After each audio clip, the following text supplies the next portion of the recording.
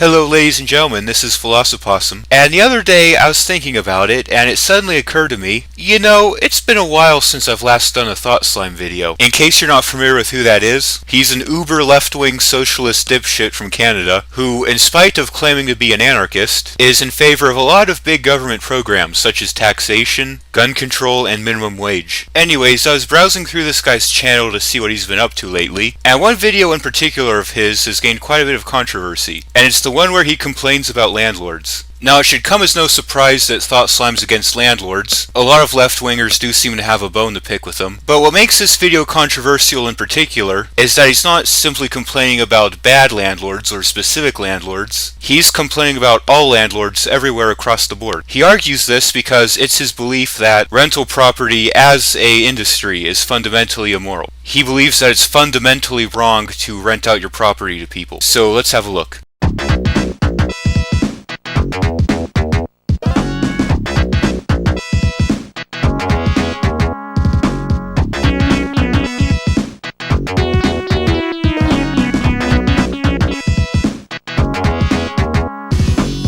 So possibly worse than Thought Slime's argumentation is his comedy. The first 2 minutes of this video is pretty much just devoted to this lame joke that goes on for way too long. So for your convenience, I'm gonna skip right the fuck past it. If you want to see it, the link to the original is in the description, but it's really not that impressive. Landlords are bad. Socialists have always been against rent seeking. You keep using the word. I don't think it means what you think it means. Alright, so right off the bat, we need to clarify something. Thought Slime is actually misusing the term rent-seeking. Rent-seeking is actually an economic term used to describe when a firm artificially manipulates a market such that they can make more money without actually contributing anything of value. For example, when a big company lobbies the government to have some regulation passed that makes it more difficult for smaller competitors to open up shop, which artificially inflates their prices. That's an example of rent seeking. Thought Slime appears to be using the term synonymously with property rentals, and the reason I point this out now is because throughout the video Thought Slime will repeat this term rent seeking. So as we continue into the video, just keep it sort of in the back of your mind that whenever he says rent seeking, he's actually referring to property rentals. Now let me get 3 things out of the way right out the jump, because I can hear you tippity-tap typing up all your little comments. Number 1, I don't think all landlords are bad people. Like I said about cops, it does not matter to me if an individual landlord is a good person who will go to heaven. The institution that they take part in by being a landlord is what I take issue with specifically. I'm not making a judgment on anyone's entire moral character. I'm making a judgment on this particular action that they're taking. And it's not because I'm just bitter about some bad landlord experience I've had in the past. I mean, I've certainly had my fair share, like I'm sure all of you have. But my current landlords kind of own. Like, they charge me well below market price, like a quarter of market price. And they're friendly and helpful and all around pleasant and decent people who have real jobs in addition to renting to me. That doesn't change the fact that the institution of rent-seeking is fundamentally immoral. So one of the things that Thought Slime seems to like to do is open his videos with these disingenuous non-disclaimers. If you've ever seen his video where he tries to argue that anarcho-capitalism isn't actually anarchist, he opens the video by saying that he doesn't intend to criticize anarcho-capitalism, just explain why it's not actually anarchist. Now, the problem with that should be immediately obvious to anyone with a brain. Saying that an ideology is inconsistent or isn't actually what it claims to be is absolutely levying a criticism against that ideology. But also in that video, he did proceed to go on and offer other criticisms of anarcho-capitalism. So he offered that little disclaimer in the beginning of the video, but didn't really follow through with it. He kind of does the same thing in this video here. He initially prefaces the video by saying, "I'm not criticizing landlords personally, just the institution of renting." Which, I mean, is fine. You can criticize an institution without necessarily having it out for people personally. For example, I criticize government as an institution, but I don't necessarily think that everyone involved with government are bad people. I'd say that most of the people who work for government, like politicians and police officers, do have good intentions when they do what they do, even if there are fundamental issues with the institution they work for. So this very much is a possible position for him to take, for him to criticize landlording as an institution without having it out personally for landlords. but as you'll see later in this video, that's not really what he does. It seems like he paints landlords in such a bleak and cynical light that he does sort of cross that boundary into personally attacking their characters. So this is kind of an empty non-disclaimer. And just as exploitative as siphoning the surplus value of a worker's labor. Hey pal, you just blowing from Stupid Town? Okay, so in case you're not aware, Thought Slime is the kind of ultra-retarded idiot who believes that employers are stealing excess value from their employees. You know, that you're somehow a victim because you voluntarily made an arrangement with an employer to do work in exchange for money. So this idea has been thoroughly debunked in many other videos, and it's not really the main focus of this video, so I won't really go into too much detail on it here, so I'll just briefly summarize what some of the key problems with this concept are. First of all, the business owner also does work. In most instances, the business owner actually works harder than the employees. Why is it that everyone who works for a business deserves to be paid except the owner? And while it's true that the employees don't receive the full value of the profit of the business, they also don't have to take on any of the risks. If the business starts to struggle and maybe hit a streak where they're not making as much profit, the employees still have to be paid the same amount. Also, socialists and left-wingers never seem to want to apply this logic to taxation, even though, unlike the arrangement with your employer, taxation is involuntarily imposed onto you. I mean, there are a whole lot of problems with this idea, but those are sort of the main ones. Number 2, often people will say that rent seeking is justified because the landlord does their part by paying for the mortgage and paying for repairs, which is not true. Tenants pay for both of those things because the money that the landlord uses to pay for those things was collected from their tenants. The landlord is not paying for jack. They're spending their tenants' money. No shit. Well, yeah, duh, of course. Business owners use the revenue from providing a good or service in order to pay the operating expenses associated with providing that good or service. Like, that's literally how every business works. Imagine that you go into a restaurant to order a burger, but you had to individually pay for the beef, lettuce, tomato, onions, pickles, cheese, mayonnaise, the wheat that was used to make the bun, the gas or electricity used by the grill, the salary of the employee who cooked it, the depreciation caused by wear and tear on the cooking equipment, and a portion of the building maintenance. It would probably be a lot simpler to just pay for the burger and let the restaurant owner handle those expenses.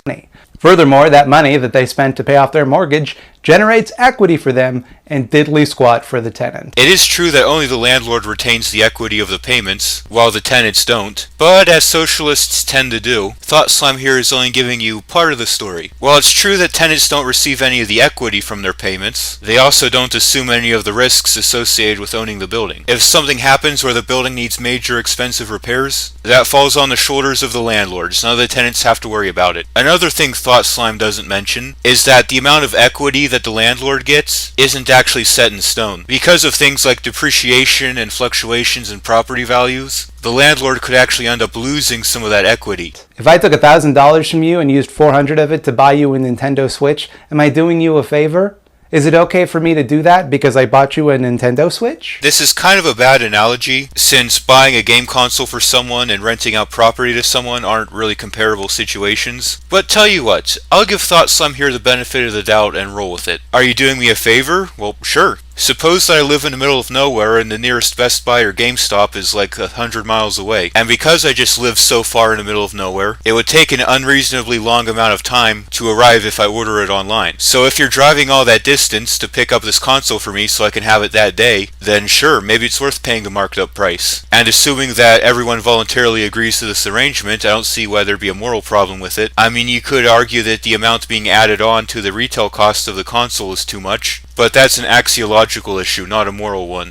And number 3, for the brain geniuses in the comments telling me, just buy a home if I don't like it. Gee, wish I'd thought of that. Let me just check on computer. Yup, looks like the whole housing market has become completely turbo-fucked because it's more profitable for global investment firms to charge us all rent than sell us a permanent home, you ding-dongs. Okay, so first of all, this chart he put on the screen, this only displays housing costs over time. It doesn't actually explain what accounts for those housing costs. So simply just citing this data doesn't actually help his position at all. As a matter of fact, it actually undermines his position, because if you look carefully at this graph, you'll notice that it's all liberal-controlled countries where the housing costs are skyrocketing. Another interesting thing to notice is that the one country that actually experienced a decrease in housing costs while all the others were increasing just so happens to be the one with the freest economy. Thought Slime's arguments just got cucked by his own data. Oof, awkward. Now for posterity, I want to mention that I'm recording this video in the middle of the 2020 quarantine because of COVID-19, and there's a lot of talk going around about a rent strike, or the state mandating a rent moratorium. I'm not going to hold my breath for the latter. So yeah, I've already made plenty of videos going into detail on how the government's insane overreaction to this little virus is absolutely bonkers. But a lot of people on the far left, somehow or another, got this idea in their heads that because people are getting the sniffles, they're suddenly entitled to live on and take advantage of someone else's property for free. While these discussions certainly inspired me to talk about this subject, because it turns out that a lot of my fellow leftists have some wild ideas on the subject. Oh, I'm sure they do. Oh, trust me, I've dealt with a lot of left-wingers before, and they have a lot of wild, batshit ideas on a lot of things. That's why I made a YouTube channel devoted to debunking them. It is not simply during times of crisis where this institution becomes immoral. These times of crisis bring it into sharper relief. You know, I love how it's the government who makes it so that people are unable to earn a living thanks to this little virus with a really small mortality rate, and somehow landlords who are just doing their job get the blame for this. But it's always immoral to practice rent-seeking. So once again, he says rent-seeking, but what he's actually referring to is the practice of renting out property. Why exactly is this practice immoral? If one person owns a piece of property that they're voluntarily willing to let someone else stay in, and someone else is voluntarily willing to pay a certain amount of money to stay in it, and there's no coercion or deception going on in this arrangement, what's the problem? Larken Rose has a video called Commie, Lunacy, in which she sort of breaks down the logic behind this common socialist argument and exposes how dumb it is. Like, if you own a piece of property and you allow someone to stay there, that's okay. If you refuse to allow someone to stay there, that's also okay. But suddenly if you make allowing to stay on that property conditional upon payment, that suddenly makes it bad.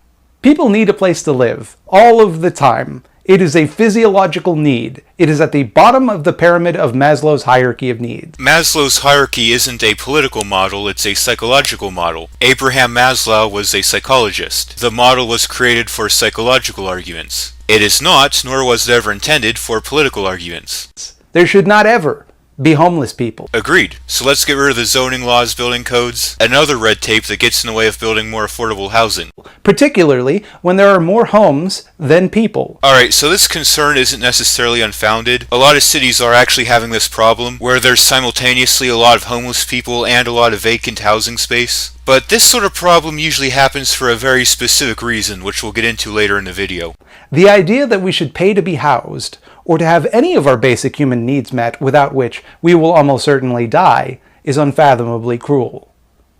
There is absolutely no moral justification for this. Look for the bare necessities, the simple bare necessities. Forget about your worries and your strife. Why exactly is it that people should never have to pay for their basic needs? I mean, yeah, it's true that you die without food, water, and shelter, but just like anything else in life, these things take time, labor, and resources to produce. I mean, sure, it would be nice to live in a world where we could just magically conjure these things up, but these things do have to come from somewhere. You do still have to put in the time, labor, and resources to produce them. And if you think you should be able to sit on your lazy ass and have other people hand you these things, because you're basically owed these things for existing, that means that someone else is obligated to put in the time and effort to produce them for you, which means that in order for your system to work, you basically need slavery, because having a right to something in the positive sense entails that you have a right to demand the time and labor needed to produce that something. And if someone else owes you their time and labor against their will, that's slavery.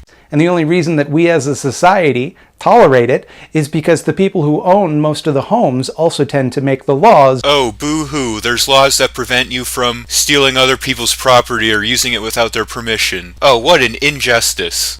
And dictate the boundaries of acceptable public discourse. That's what your side does, Thought Slime. Pretty much every big corporation and media outlet on the planet is pretty much bowing down to the whole left-wing woke PC mob.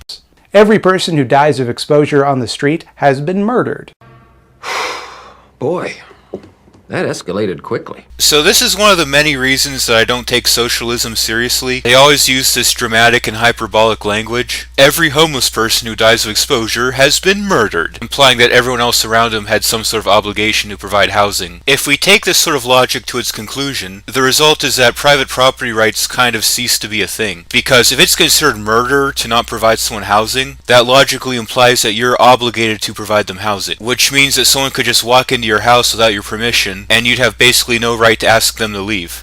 by an economic system that prioritizes someone's right to make a meager profit on Airbnb over the lives of its most vulnerable people. So there's two things that the left seems to really hate: landlords and the gig economy. Since Airbnb is like a combination of the two, it makes sense why a lot of left-wingers would really have a problem with it. But as it turns out, Airbnb is actually pretty beneficial to the little guy in two particular ways. It provides an extra source of income to property owners, which has the added benefit of reducing the risk associated with taking out a home loan, making homes accessible for more people. But it also makes travel more affordable. Renting out a unit on Airbnb, in most cases, costs only a fraction of what an equivalent stay would at an actual hotel. This opens up new travel opportunities for people who may not have been able to afford it before, which has the added side benefit of revitalizing the tourism industry in an area, therefore providing more jobs to the little guy.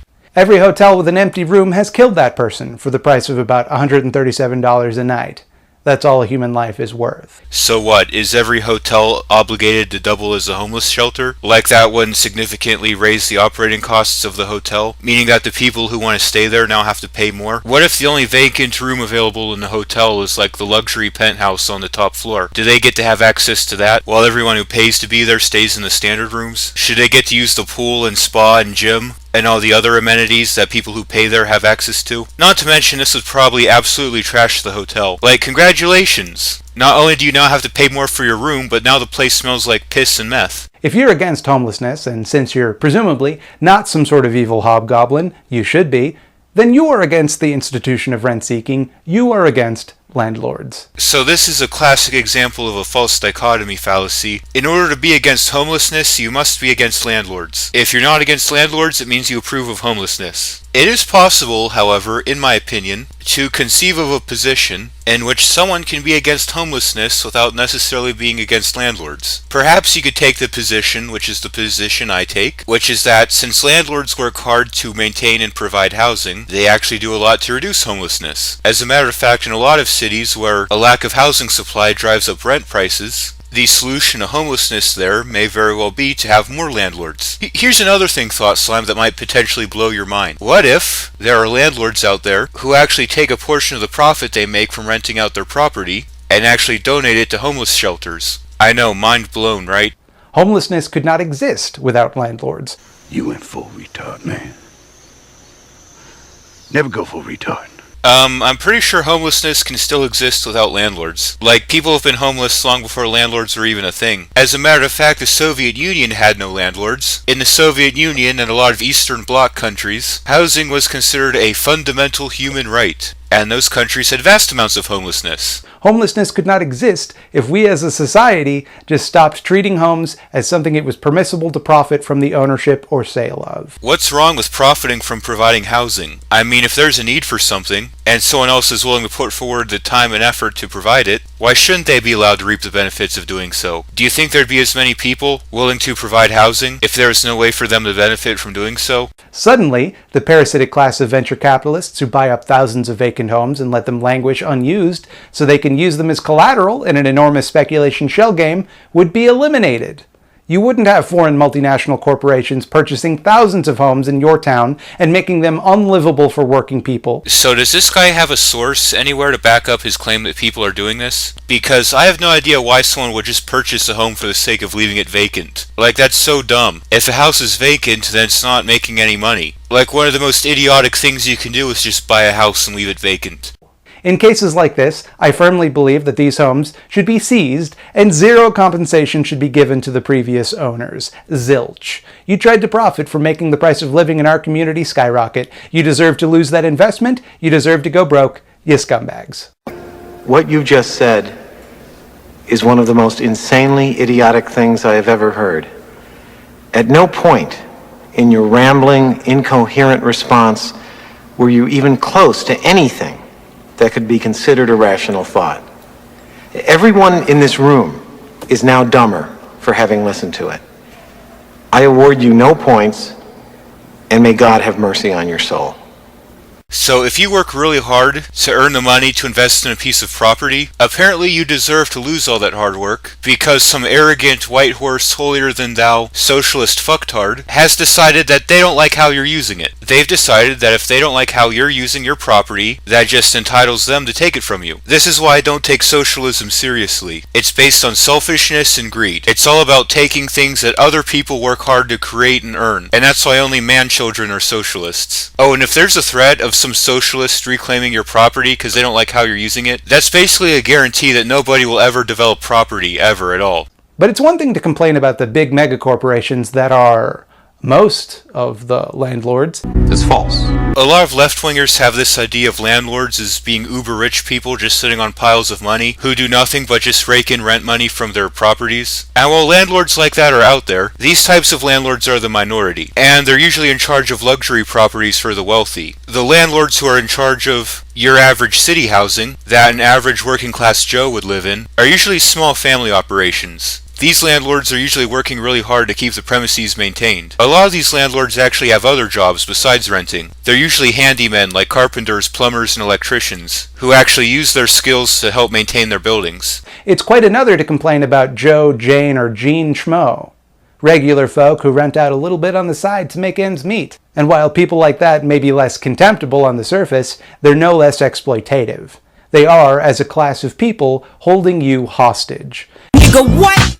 Really? According to Thought Slime here, landlords hold you hostage. Yeah, I don't remember my landlord ever putting a gun to my head and forcing me to sign the lease, and then locking me in my apartment telling me I'm not allowed to leave. You need a place to live, and sure, you don't have to pay any of them individually, but you gotta pay one of them.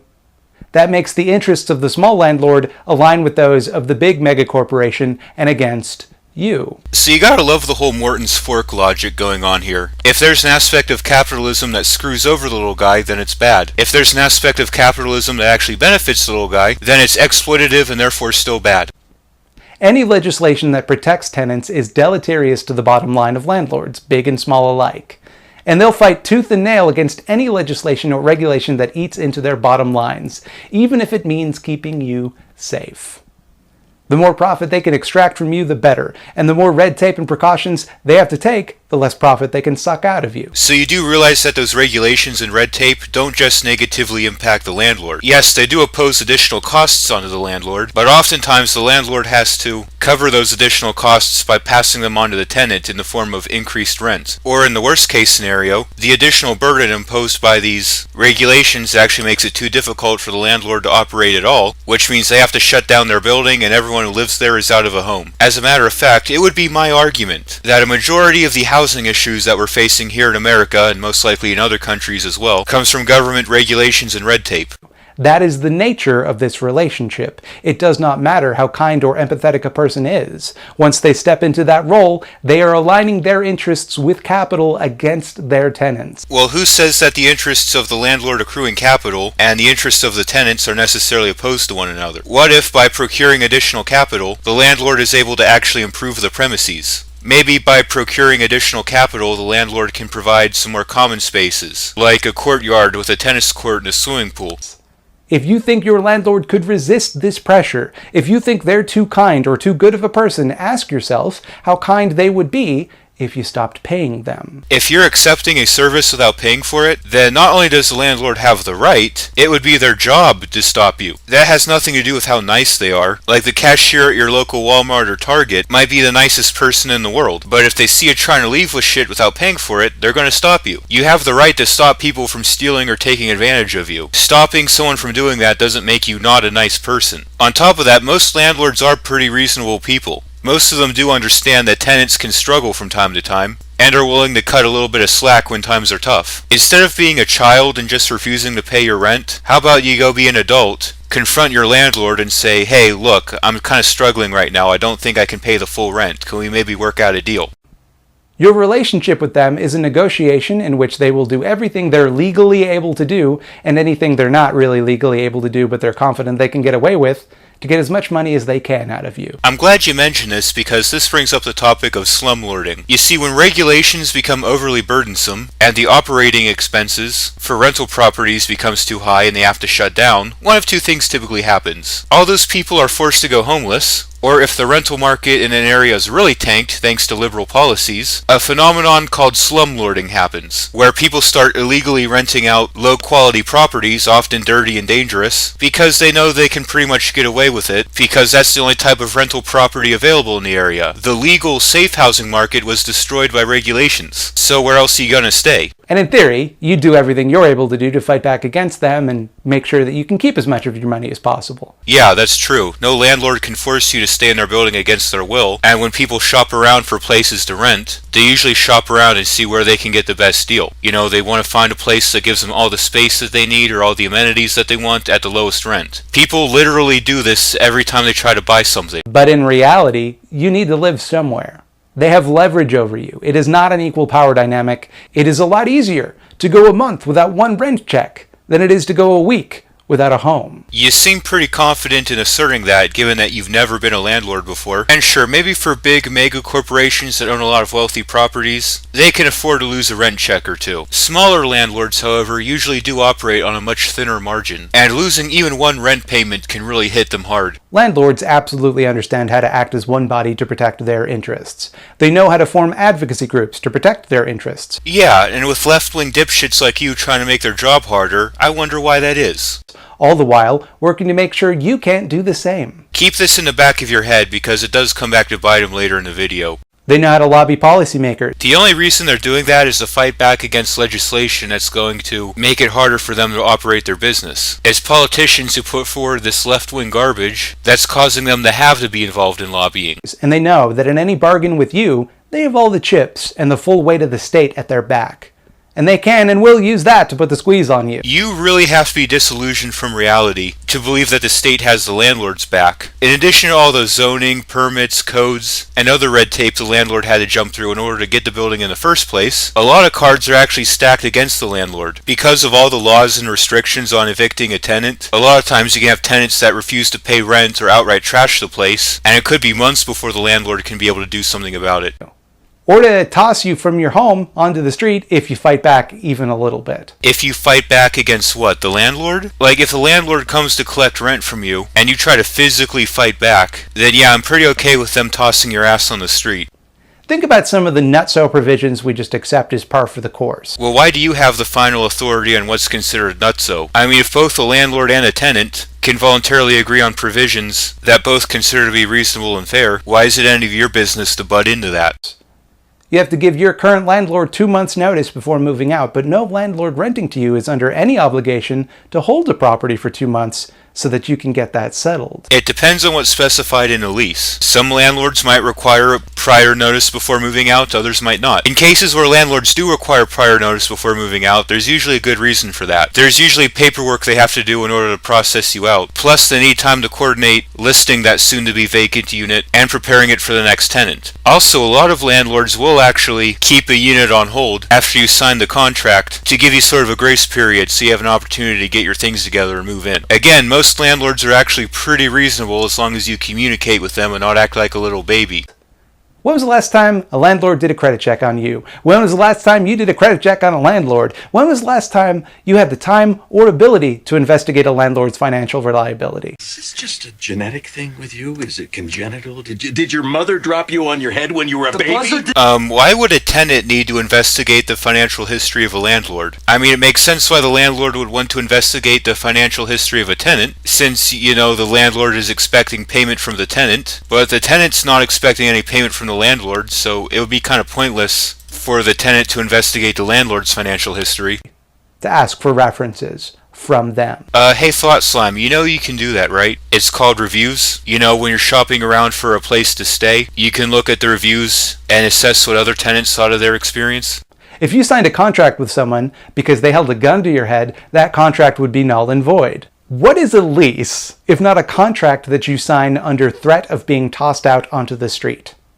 That is extortion. Actually it's not. There's actually a huge difference between threatening someone with a gun and simply not providing them housing. When you threaten someone with a gun, you're actively creating a threat of harm against them, whereas by refusing to provide housing, you're not actively harming that person, you're simply just refusing to help them. Like, just take a moment to think of what the logical implications are of being entitled to a resource in a positive sense. Well, it means that other people are obligated to provide you these resources against their will, so even if we did live under Thought Slime's system, the threat of extortion would still be there. The threat of extortion would actually be more prevalent since you would need to pay a lot of taxes to provide that public housing. And why is it only landlords and Airbnb that he's getting pissed off about? I mean, if housing is something that people are entitled to, why is it only landlords who are obligated to provide it? What about you, Thought Slime? How many homeless people do you let live in your house? Are you telling me that if some random hobo knocked on your door and asked if he could live in your house, you just let him? Actually, you know what? I am legitimately curious. If I knew where Thought Slime lived, I would totally try this experiment. Like, I'd knock on his door claiming to be homeless and say, hey, I saw that whole video where you thought that housing was a fundamental human right and not providing it to people is equivalent to murder. So I suppose you won't mind if I crash at your place for a bit. Like, someone should actually go out and test him on his bullshit. In the wake of the COVID-19 pandemic,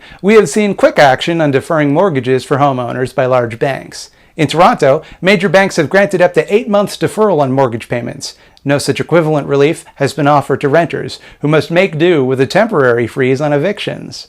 Homeowners get a payment deferral.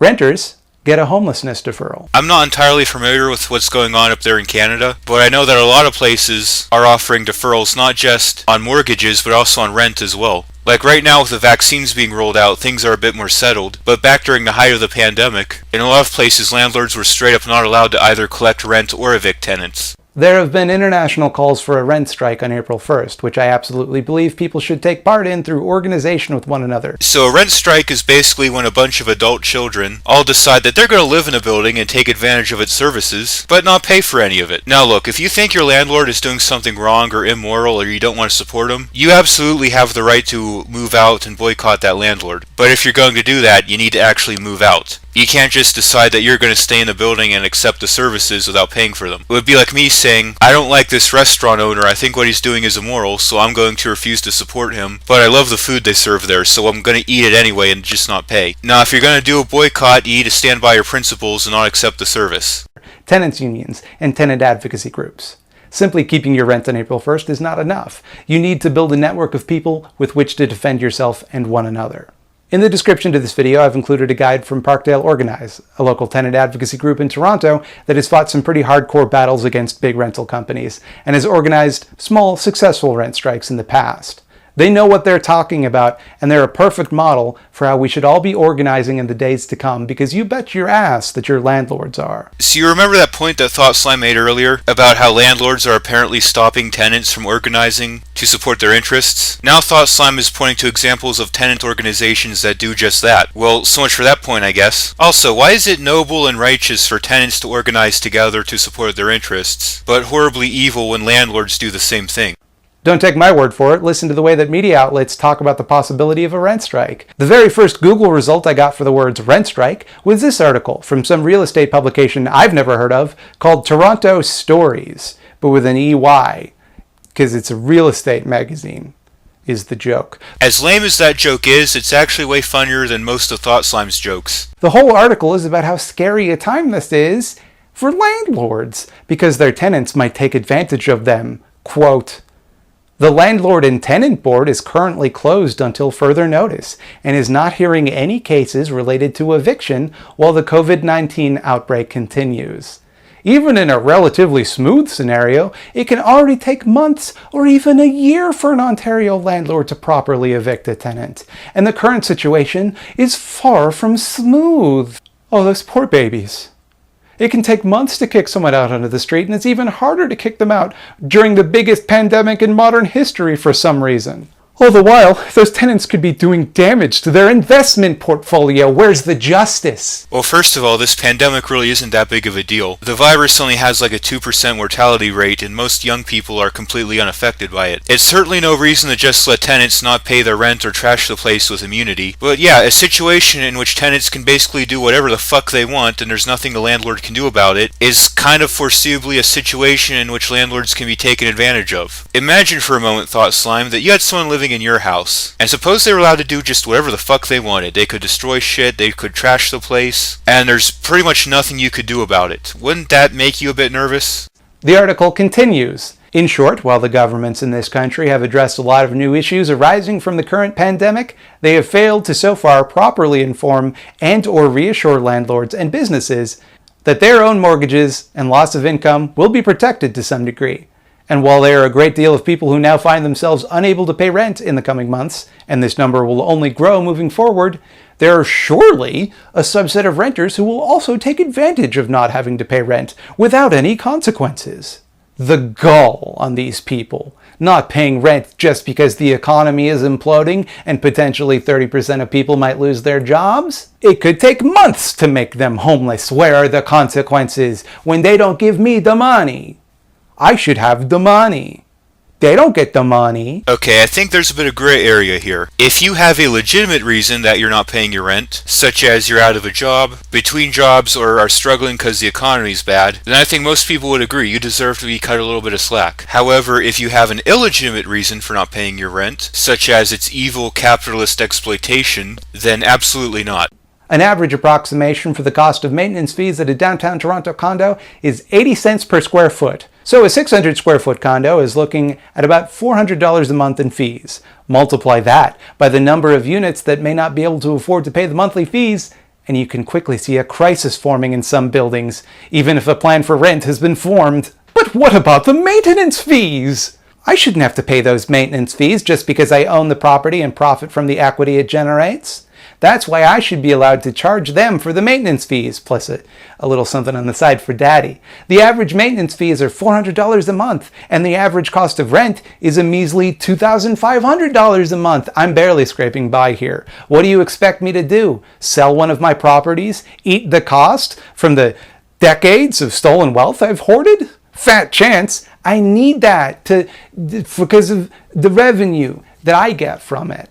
It's unreasonable to suggest I would give up something. Surely it makes more sense that the people losing their jobs should continue handing me gobs of money from nowhere because I own something they need, so that I can have the money.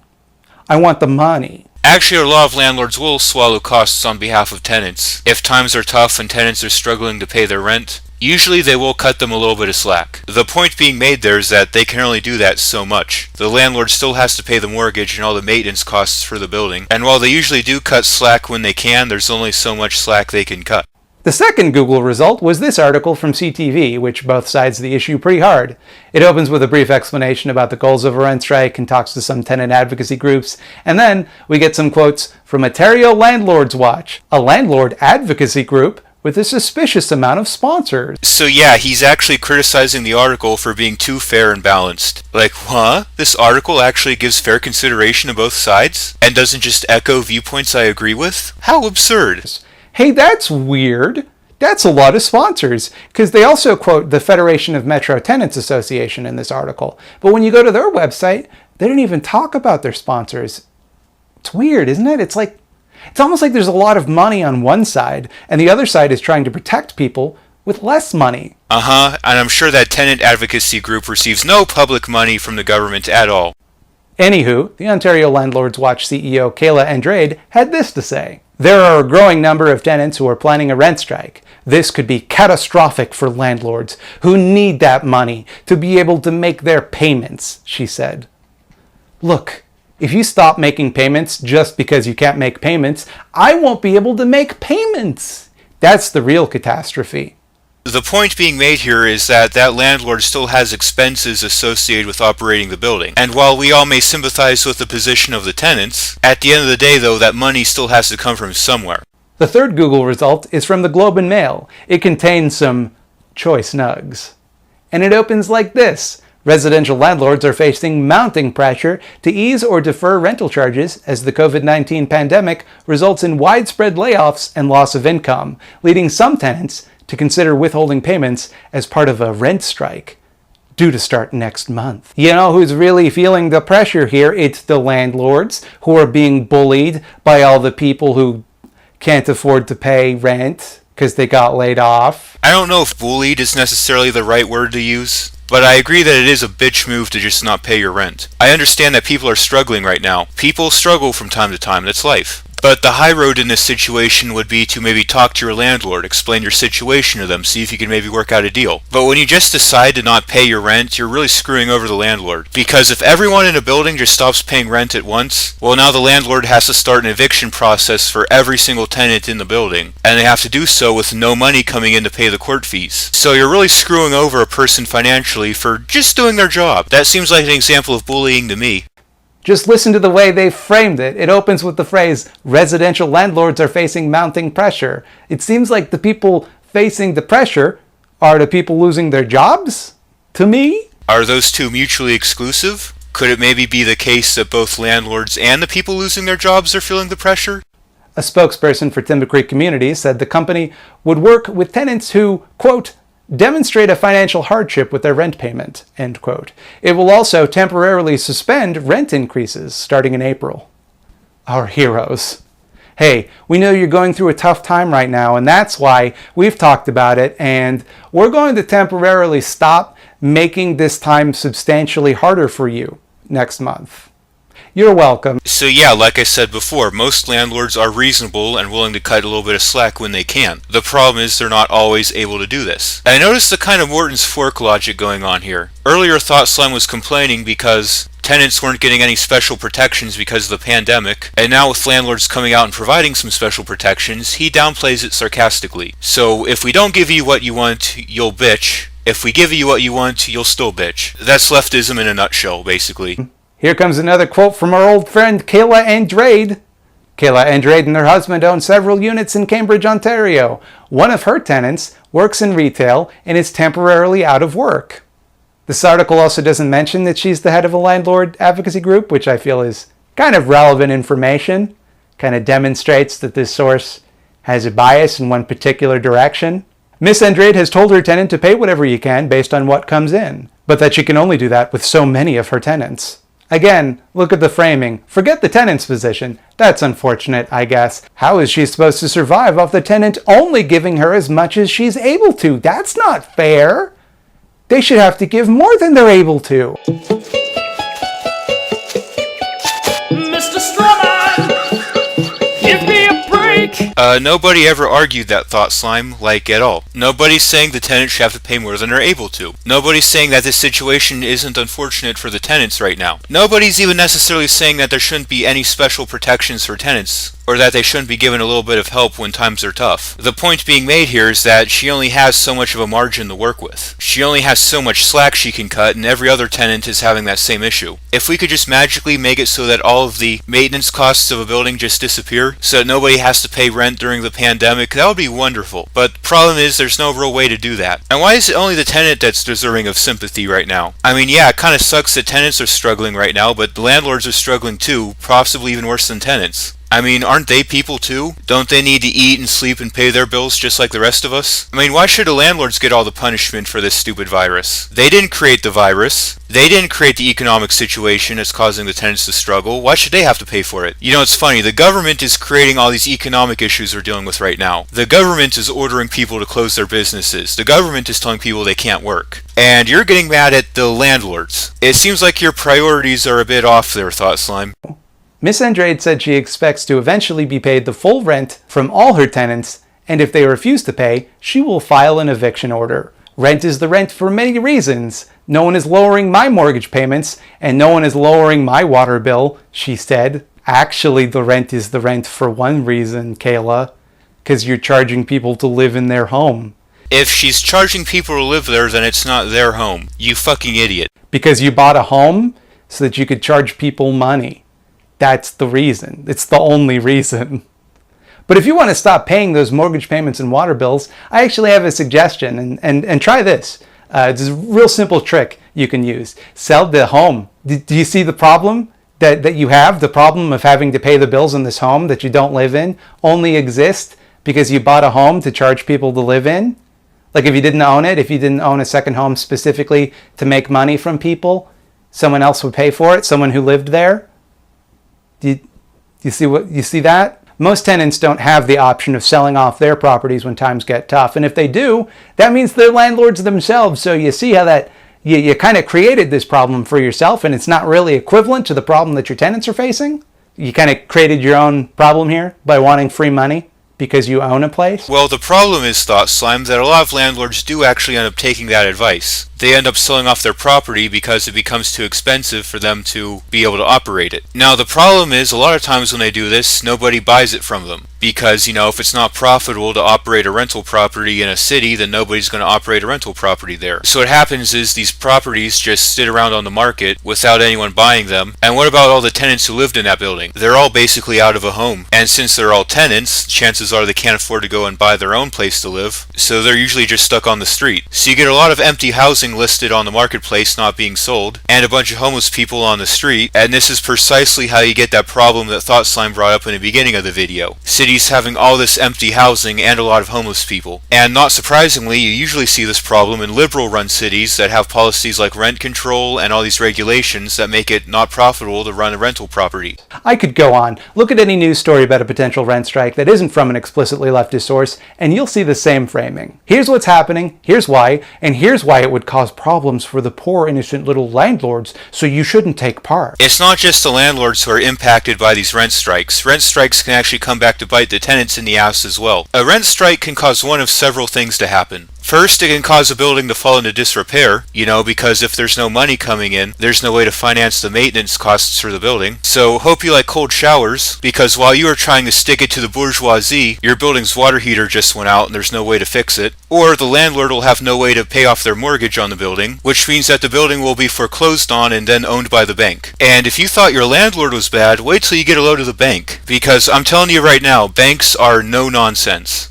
The reason for this is clear. It's because the class of people that own the newspapers and media companies also own property that they don't want to lose the profits from. The rich know how to come together and fight as one to protect their interests, and we have to do the same. There's nothing you as an individual can do to stand up to the property-owning class. This is not a David versus Goliath problem. It's a David versus several thousand Goliaths, and also the police work for Goliath problem. No they don't actually. In a lot of places, police don't even have jurisdiction over landlord-tenant relations. In a lot of places, the tenant can just straight up trash the building and there's not a thing the police can do about it. Oftentimes, if a landlord is having issues with a tenant, they can't just kick them out on a whim. They have to go through the courts and the sheriff, and it's this whole long drawn-out process.